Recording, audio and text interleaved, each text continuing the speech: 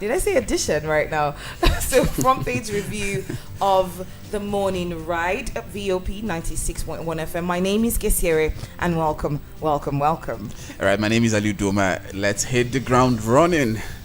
All right. Looking at this particular headline from Punch newspaper right here, it says National Assembly, APC anointed candidates, rebels to slug it out. National Assembly, APC anointed candidates, rebels to slug it out. It says that ahead of today's inauguration of the 10th National Assembly, President Bola Tinubu on Monday mobilized support for Senator Godswill Akpabio, who is contesting the Senate presidency. The president, as part of efforts to rally support for Akpabio and other anointed aspirants of the APC, met the chairman of the PGF, that's the Progressive Governors Forum, Hope Uzodinma. But a former Zamfara State Governor, Abdulaziz Yari, was pressing ahead with his Senate presidential ambition on Monday, just as the Deputy Speaker, Idris Wase, and another member of the House of Representatives, Sani Jaji, insisted on contesting the position of the Speaker. The APC's National Working Committee had zoned the Senate President to the South and nominated Akpabio, a Christian, as the preferred candidate, and Senator Jibrin Barao from Northwest for Deputy Senate Presidency. Similarly, the party nominated Tajuddin Abbas, Kaduna Northwest for Speaker, and Benjamin Kalu, Abia Southeast for Deputy Speaker of the House as well. Despite the insistence of the aggrieved aspirants to contest, the APC on Monday expressed confidence that its Akpabio would emerge through a consensus. Uzodinma revealed this to journalists after meeting President Bola Tinubu following a Democracy Day ceremony held at a forecourt of the presidential villa. Uzodinma, who chairs a small technical committee to help coordinate the process of Tuesday's elections in the Senate and the House of Reps, said his team was hopeful of a landslide victory for the Akpabio. Asked about likely success rate for the Senate president contender, he said, well, substantially for a substitute consensus by the number of people, a consensus event. This is really quite dicey if we are to look at it, because prior to today, we expected that ordinarily the All Progressives Congress would be able to have an understanding to have a consensus candidate, but this time around things are not really going towards that direction, and we'll wait to see how the pendulum, whichever way it swings. But one thing that I feel is really showing or playing in this whole shenanigans is that there is no unity in the All Progressives Congress, because if you are a member of the APC and you believe in the constitution of the APC, that is talking about the party constitution, you should be able to have an understanding on the aspect of leadership. It has been zoned to a particular region, micro zone to south, and reasons were given by the party. If you look at our political configuration now in Nigeria, the number one person and number two persons are already Muslims. Yes, they are not from the same region, one from the south and one from the north. It's a balance, but the religious context, which is one thing that is really playing a huge role in our Nigerian political landscape. Although some people will tell you that, religion should not be a basis, but before the 2023 election, we already know how divided Nigeria is, or Nigeria became before the election. So trying to stitch and mend those wounds created by the electioneering campaign before the election, we have to be very, very critical in terms of choosing who becomes who and why. You know, this particular situation is very, very, very, like you said, dicey. It's a very sticky situation that the APC is in at the moment. Looking at what happened, in the 8th Assembly with Saraki and all that played out, right? There was a usurp of power, and it was just, a drama. It was like Nigeria film, Nollywood. That's basically what it was like, that played out in the 8th Assembly. But you also have to note that, first of all, it's going to be parties galore for a lot of people today. in the capital city of Abuja. There's going to be a lot of parties, a lot of National Assembly first-time lawmakers that are going to be inaugurated today. So there's that happiness in the air. There's a lot of people that brought musicians into the capital city. So if you see heavy traffic, just know that there's something going on within the city today. So there's that aspect. People who are first-time lawmakers that are getting inaugurated, and they're just really, really excited about it. You know, there was the Peter Obi syndrome, and that sort of like helped a lot of people get into power. People that ordinarily wouldn't have gotten into power. But a lot of people went into voting, and they just said, "Oh, who is representing the Senate?" They don't even care. As far as there's an LP candidate there, they vote LP. So there's a lot of people who do not have constitutional legislative experience who are in the legislature right now, and they're going to be very, very excited about that. As for the APC, I think that there's a lot going on within the APC, and with the democracy, with the fact that we have democracy, right? A lot of people have that freedom to go ahead and vie for whatever position. You have a Jaji who has been in the Senate for years. He's a seasoned, legislative. He's not. It's not today that he joined the National Assembly. And then you also have other people that are vying for that particular position that are saying that they will not allow the party to microzone it to the southeast and microzone it to a person, because this is it's different when you're saying, okay, it's open to the southeasterners come and slug it out. But no, it's a consensus candidate, south rather. It's a consensus candidates kind of thing. So at that point in time, you want to wonder what other people who have been in the National Assembly, who have paid their dues, right? You have to wonder what they're thinking, because a lot of them must have thought, okay, this is our time to be, Senate, the Speaker of the Senate.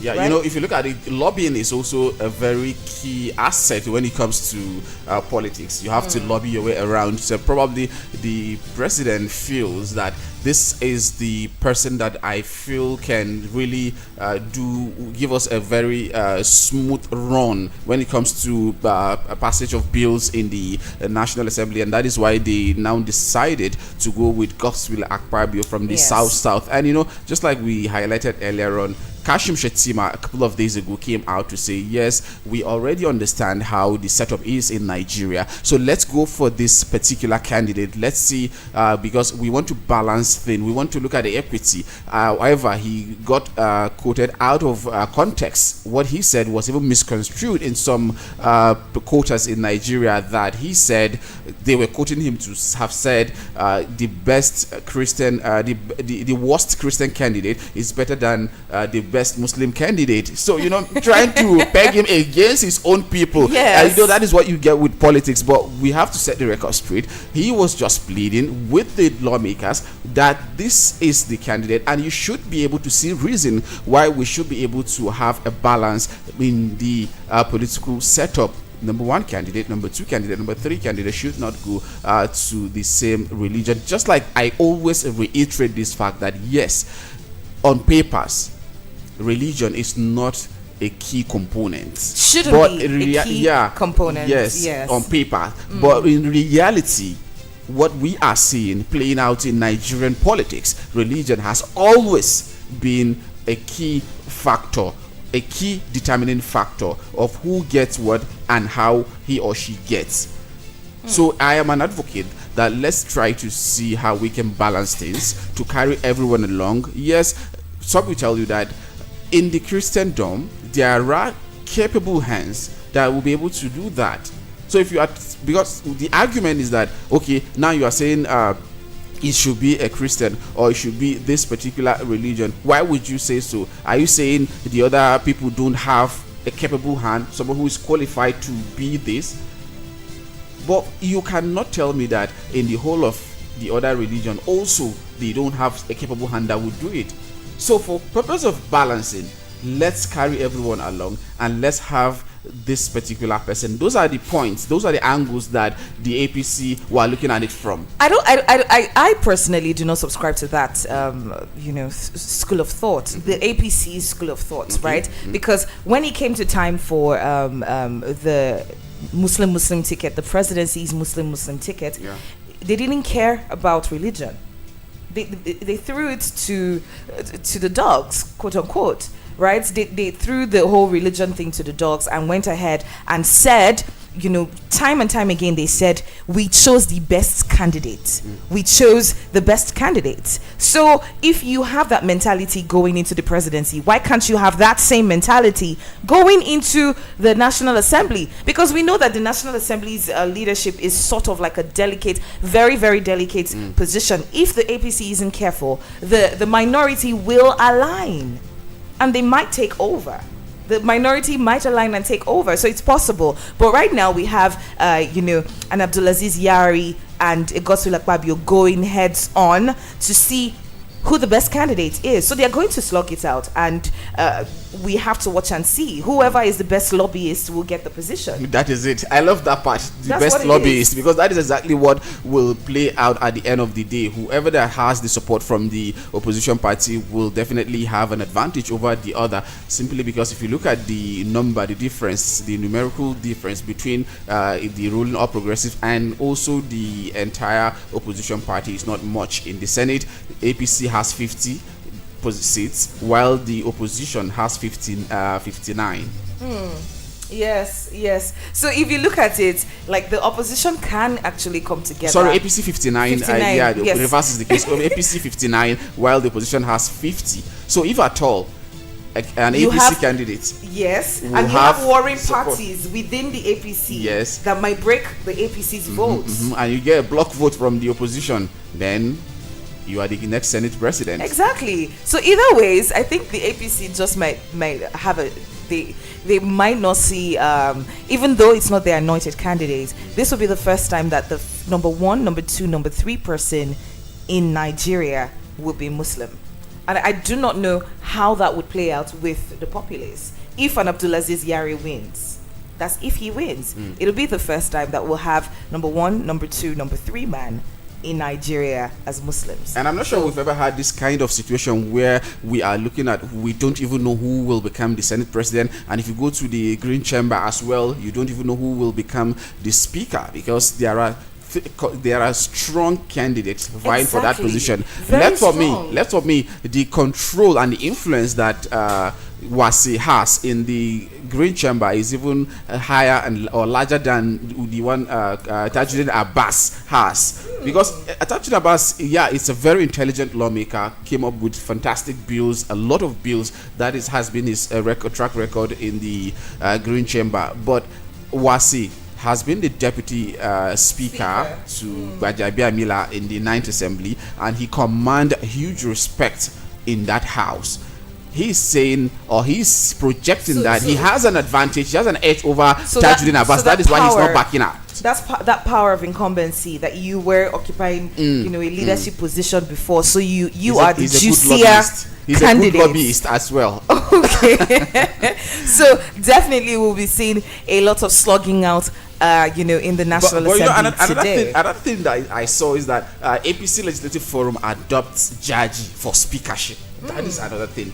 The APC as a party has adopted and endorsed Tajuddin Abbas, but now APC Legislative Forum is saying no, we are endorsing another person.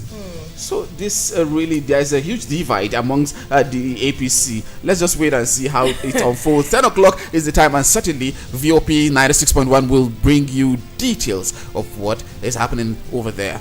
All right, we're going to be joined at 7:30 by Mr. Rufai Hosseini.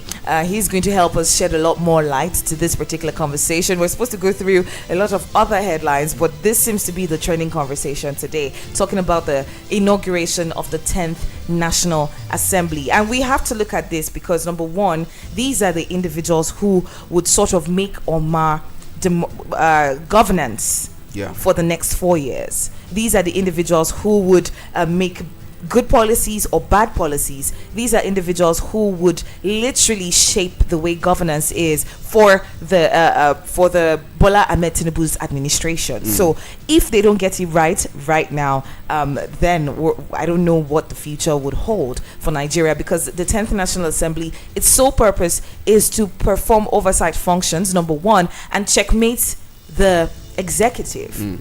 If they don't get it right now, then I really don't know what the future holds for Nigerians as a whole with the National Assembly. All right, talking about the National Assembly, and also let's move to another story before we link up with our guest analyst. Tinubu signs student loan bill into law. This is another trending story as yes, well. these are the two juicy stories that we have this morning. An aide to the president, Dele Alake, disclosed this to State House correspondent late yesterday. That he said the bill would boost the educational pursuit of the youths across the country, adding that to enjoy the facility, students must show evidence of being indigent. This part is really, I should say, the criteria. It's ambiguous for me, because how would you be able to ascertain who is indigent is another key thing here if you look at this particular bill. But let's go down before we analyze it in Further. details. He said that a committee drawn from all the relevant education stakeholders would be set up to handle the process of an efficient disbursement of the loans. Like I said, that a percentage of the revenue of the federation would be used to finance the new initiative. Mr. Andrew Adejo, the permanent secretary in the Ministry of Education, said the bill would rest the case of lack of funds hindering indigent educational pursuit. He said the signing of the bill signified how the Tinubu administration intended to handle the issue of qualitative and quantitative education in its period. They just said the ministry already had experience in students' financial dealings through the Student Scholarship Board scheme. He added that the country's handling of loan recovery in various projects would also come in handy in the recouping of loans. This part, I'm sure we are not too prudent enough. The part of loan recovery in Nigeria. He added that the interest-free loan would be disbursed based on the student's number of years of study and ability to pay back. The permanent secretary said the media should assist in disseminating information on the issue of funding of education in the country, and he said the state should match the financial and technical support of the federal government in order to give Nigerians good education. All right, so there are a couple of things to note with this student loan bill.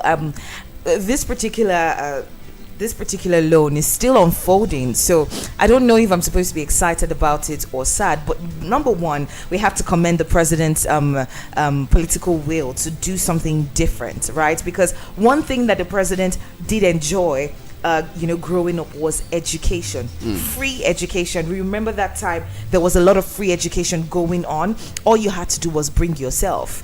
There was the Unity schools that had a very, very, it was free.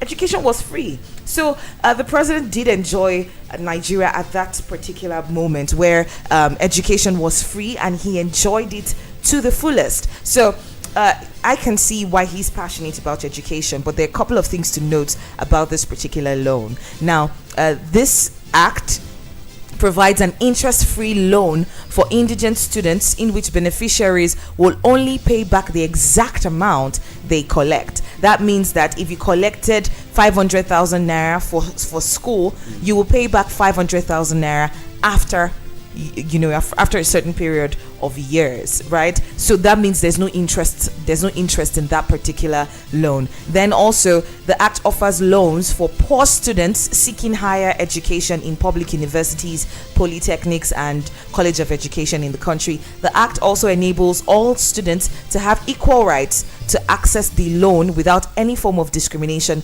arising from gender, religion, tribe, position, or disability of any kind. This is where I actually have sort of like an issue with, because we know the way favoritism works in this country.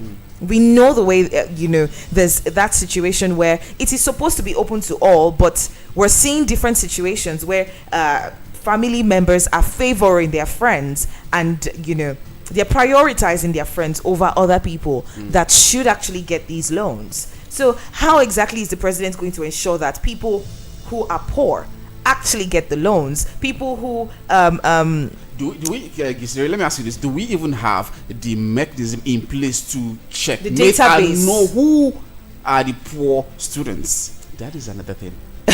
Because when we were asking this question when the Buhari's administration, they were saying they were going to give conditional cash transfers to the vulnerable. Yeah. So we're asking, how did you get the figures? How did you get the information of the vulnerable?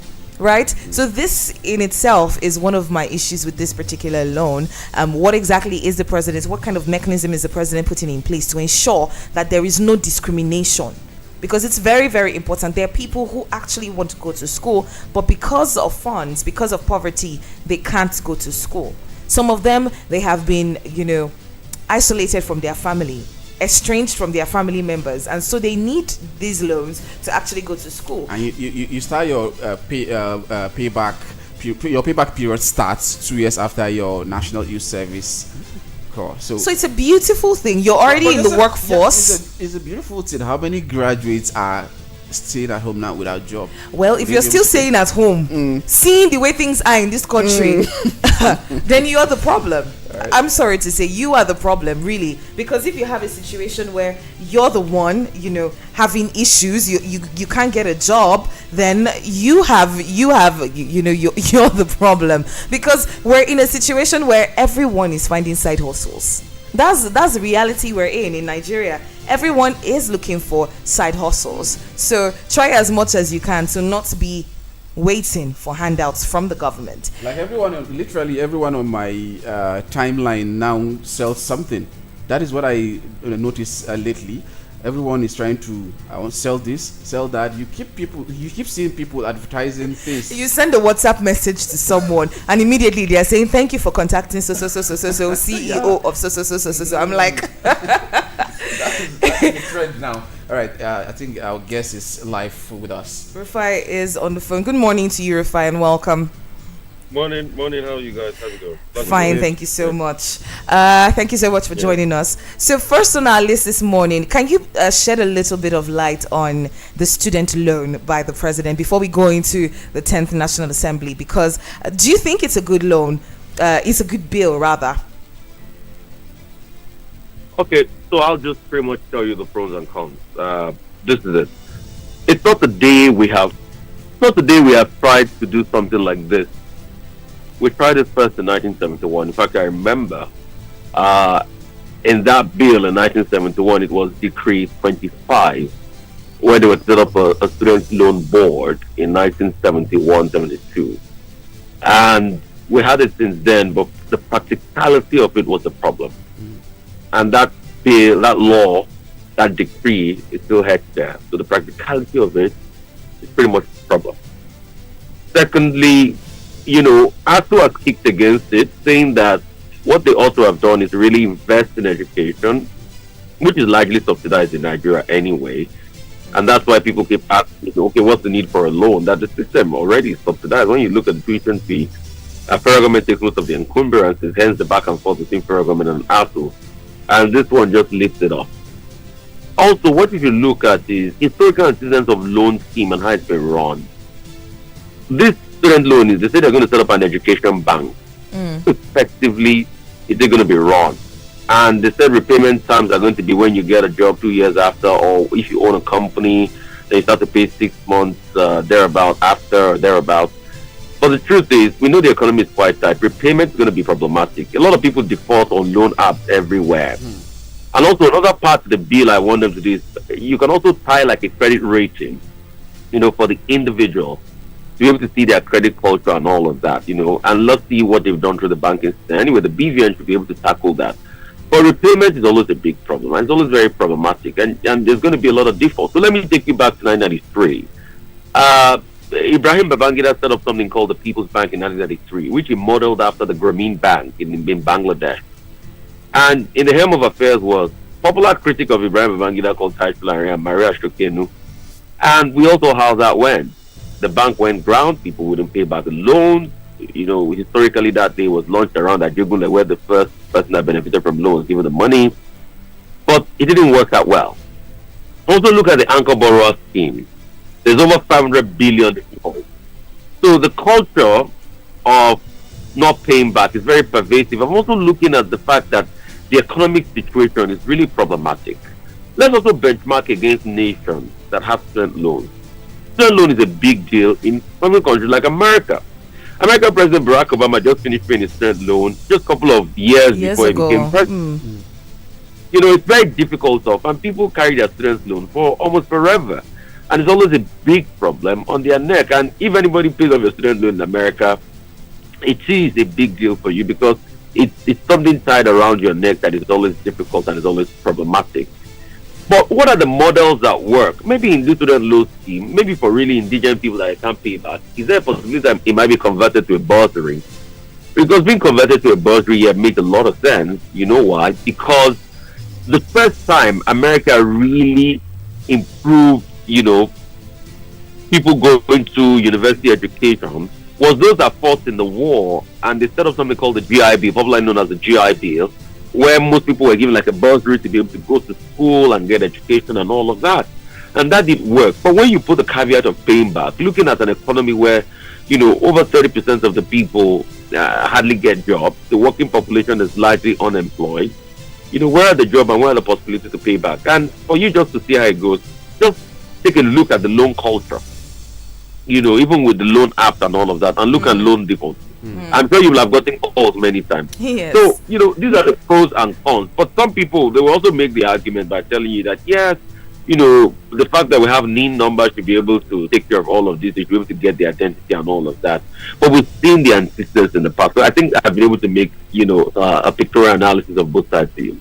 Rufai, this particular situation, since we have the issue is repayment of those loans, is there something that the government can do? Say, maybe, in an industry, they have these defaulters, people who are complaining maybe they can't afford to pay back the loans. They sort of work for the government for a certain amount of years or a certain amount of time to repay back that loan, and then they can go ahead and set up their own company. Is it possible that the government puts in place maybe, when it comes to industrialization, open up the economy in a way that these individuals sort of do like like IT, for example, internship, work for the government for a certain amount of time, where they may be getting paid, and part of their salary will be collected to pay back that loan, and then when they're done repaying that loan, they can continue working for the government or go ahead and open up their own company, so as not to leave people stranded, since the issue is repayment of those loans.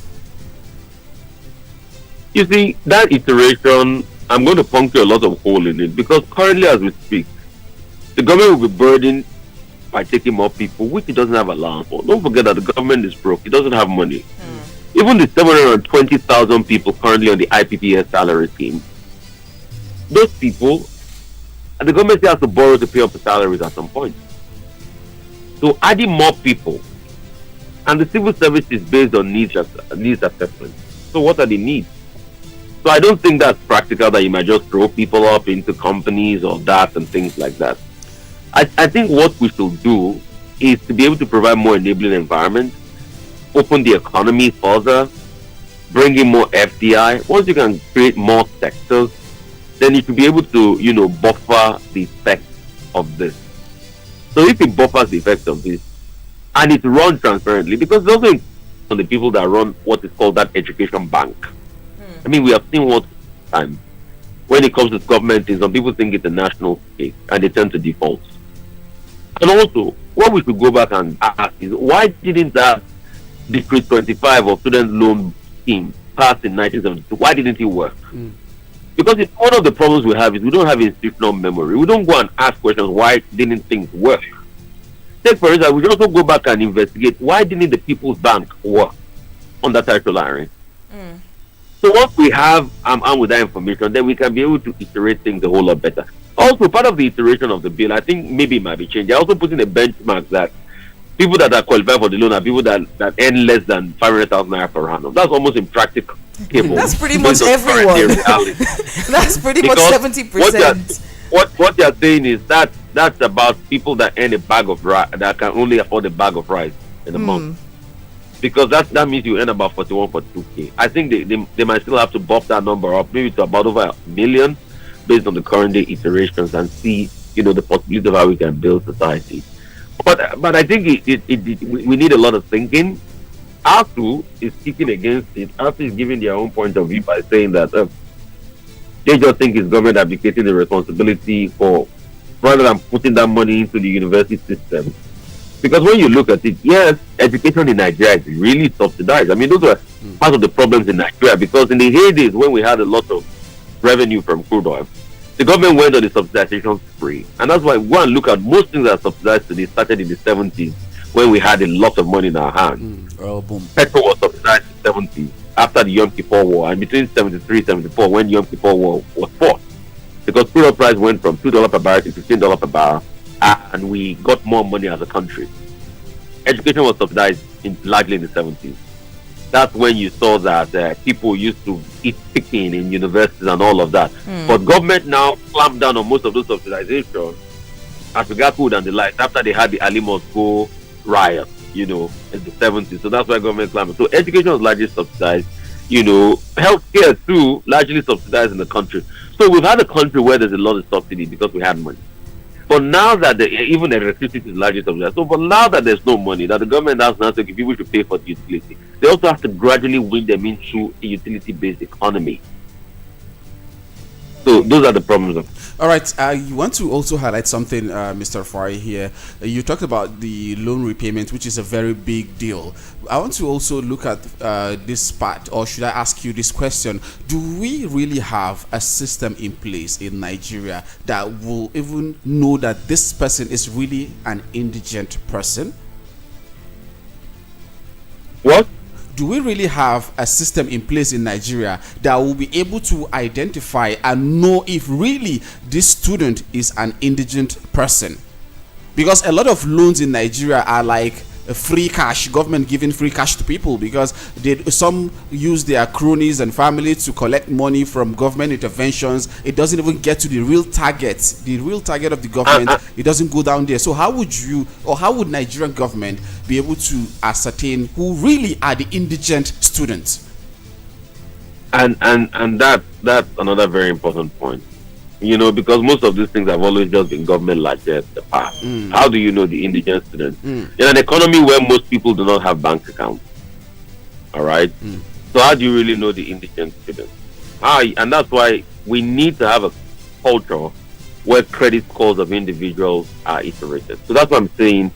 As part of their verification scheme in this bill, maybe a credit bureau will be able to look into credit scores and all of that, or pretty much get banking history. I mean, these are things AI can do. Yeah. All right. Pretty much get banking history and get like an AI backend to be able to iterate across many bank accounts and bring, define analysis as regards what the credit culture and the credit history is as regards, these people. Also, it is largely very difficult in a country where you can hardly verify addresses properly. So if somebody takes a loan and the next thing they change addresses, how do you track them? And we've seen way too many people do all of that. So you have a lot of certain structural problems that you should also fix and all of that. And let's see how it pans out, really. All right, Rufai, we're moving on to the National Assembly, the 10th National Assembly, and there's going to be a lot of parties in Abuja today for the inauguration of the 10th National Assembly. There's this power tussle, obviously, between and Abdulaziz Yari and Godswill Akpabio for the House leadership. So in that particular situation, what exactly do you think about that? Because this isn't the first time we're seeing a power tussle. We saw that with the Saraki, the 8th National Assembly, and we saw how that played out. So what exactly would you say should the APC rather take note of going into the 10th National Assembly's the election for the leadership of the 10th National Assembly? They are going to slug it out. There are a couple of places everywhere. There's the Yari, there's the Akpabio, and I think I saw in the papers this morning that one of what's his name now, Governor Orji, former Governor Orji, was saying that to a large extent that he too knows he can make it and win it. The most important thing is, I feel, to a large extent, when you look at it, I mean, the way that we emerge today, and the rest of all of this struggle will be history. But for me, the narrative they are now pulling of religious balancing is what I find very hypocritical by the APC government. Now they're saying, no, Akpabio should be able to get it because we want a Christian Senate president to balance things out. But when people were making a clarion call that your Muslim ticket was not balancing things out. Exactly. So why then you shut them down? But all of a sudden now, in fact, there was even a statement attributed to the vice president that said the worst of a Christian Senate president is better than the best of a Muslim Senate president. I'm like, really? So it's so easy for you to say. Now, I had a guest on the TV show yesterday with us, and he was saying, the Christian senator should come out of it. I'm like, really? And that's why I tell people, Nigerians, that if you believe what politicians say, I think then you are the fool in this case. Because the politicians will always make a fool of you. When it benefits them, they say it one way. When it doesn't benefit them, they say it another. And that's who they are. And that's why the people should open their eyes and be wise and look at the possibility of a brighter future for themselves and their lives and speak truth to power where it's necessary. Now, all of a sudden, they see the importance of religions balancing, and that's the hypocrisy we see in our national life. But be that as it may, we'll see how it pans out. It's going to be a long day. I hope you can be able to send if you can get somebody to send to the National Assembly in Abuja. Yes, we are working on that. Yeah, let's get recordings out of what it goes on, and when the winner is emerged, most importantly, the mandate of the new Senate president will be to make laws that benefit Nigerians, and in general, let's say we can go and build our country. Rufai, we're looking at a 10th National Assembly with a couple of people who have no legislative experience. We saw that syndrome with the LP during the elections, where a lot of people just went ahead and, thumbprinted for LP without caring who those individuals are. A lot of Nigerians do not know their capacity as lawmakers. We do not know their capacity as lawmakers. So what exactly do you think the efficiency of this 10th National Assembly might be? I think the lawmakers doing well will be incumbent on how the people can hold them accountable. And I think it's incumbent on the people to be able to hold their lawmakers accountable. So now you've voted them in. Don't just leave them alone. Go out there. They must constantly have engagement with you, and you must tell them what you want from them, how they can better your lot and your prospects. So democracy is participative, but in this part of the world, we have a culture of telling people to shush away and shush off because we want to, steal from them and be corrupt towards them. But no, we must be able to do things a whole lot better, and you must demand that level of accountability. And secondly, I'm just saying this out there. I know a lot of our lawmakers listen to this newspaper review. There's a few I'm trying to push forward once the National Assembly settles down, and anybody that works on it, I'll be happy. It's going to be called the Elderly Care Bill.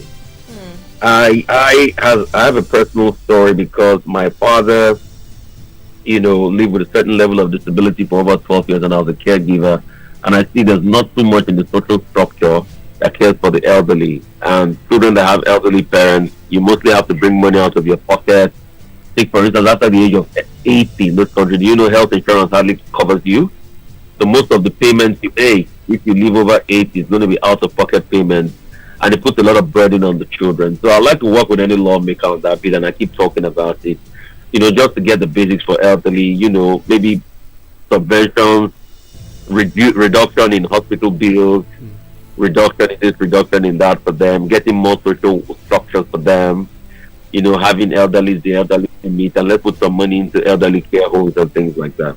So I think those are things I'm passionate about, and I think anybody, senator or lawmaker in the new House Assembly, you can help me push this bill. I'll be so excited about it. And everybody should be, the insurance company, the health insurance company, and everybody. Really, this is going to be a fantastic this is my give back to my country, and this is my give back using the little influence capital I have with media, be able to push this out there in public consciousness. We need a bill for care of elderly people. This is really going to be a fantastic idea because some of the issues we highlighted earlier on the student loan bill, it's automatically taken care of because this is an elderly person by mercy, and this is an elderly. So for you to even ascertain if really this person is an elderly or not is automatically sorted out. It's just like we were saying the indigent. How would you know this person is an indigent student? But this one is an elderly taken care of. You can see. This is fantastic, Rufai. Certainly we will also play our role here to see that we push for that to come to reality.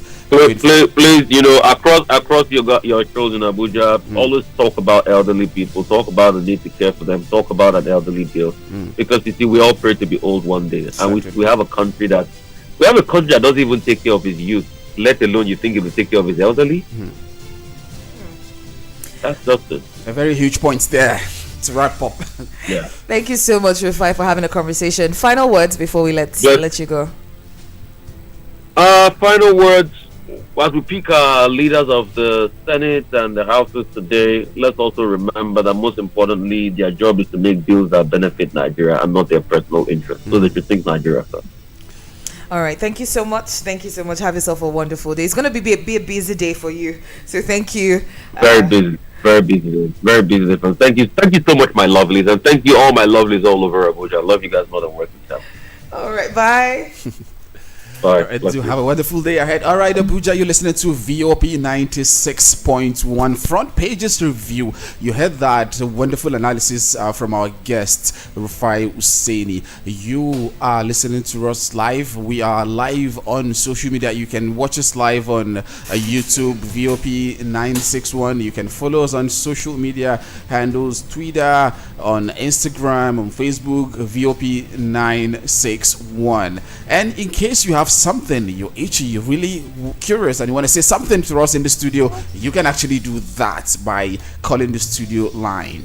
All right, 0700 010 961 961. That's the WhatsApp number. That's also the call number to get straight to us in the studio. 0700 010 961 961. We're able to talk about two particular headlines. One about the National Assembly, the 10th inauguration of the 10th National Assembly, and then the student loan. So if you'd like to join the conversation, let's know what you think about it, because hey, that's basically what VOP is all about. You having a voice and you being able to air your views, without judgment, without issues of any kind. So go ahead and call us 0700 010 961 961. Your opinion matters here on VOP, because that is why we are here. You never can tell who is listening to us or listening to you at the moment.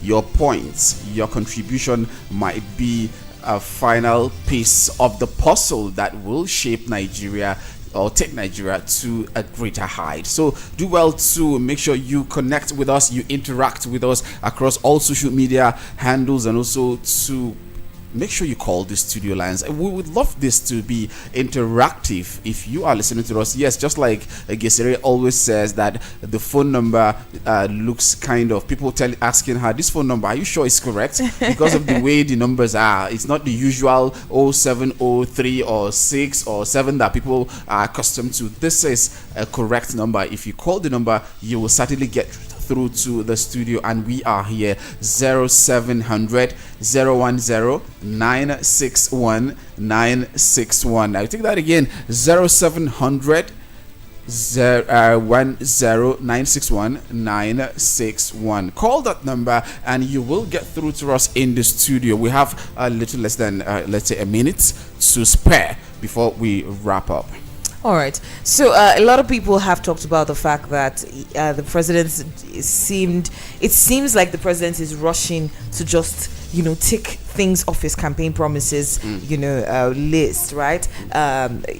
This because the signing of the student loan bill into law, signing that into law is, according to them, is one of the fulfillment of one of his campaign promises to liberalize funding of education. And looking at that particular aspect, one has to think about the mechanism. Like Rufai shed some light. He talked about the fact that we've seen this happen before and it failed.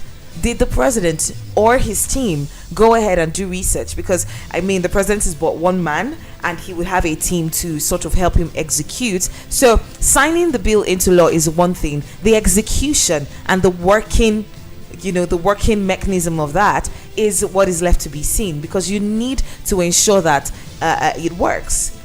Rufai made mention of the People's Bank. Do you know how much in debt they had they were so indebted it had to shut down. We're talking millions, I know billions this of bill, dollars. This bill was actually sponsored by someone very close to the president, Femi Gbajabiamila.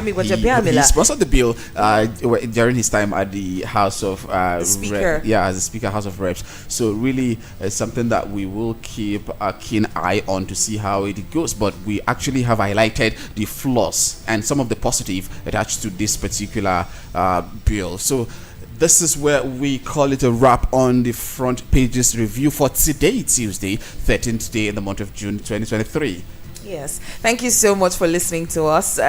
Please note that you can follow us on all our social media platforms. We're always live on YouTube, always, literally always. So you can just go and check out our page and check out the content that we have there. In case you missed out on some of the conversations, you can go ahead and check those videos out. We are on YouTube at Voice of the People 96.1. That's our handle on YouTube. You can check us out on Instagram, Twitter, Facebook at VOP 96.1 FM or Voice of the People 96.1 FM. Whichever one you type out, I'm pretty sure you get us as well. So don't forget that you can always send us a WhatsApp message. Whenever we come to the phone, we will definitely get to it. 0700 010 961 961. We're looking forward to telling you who the leadership of the 10th National Assembly will be tomorrow at our next front page review on Wednesday. So make sure you keep it locked right here.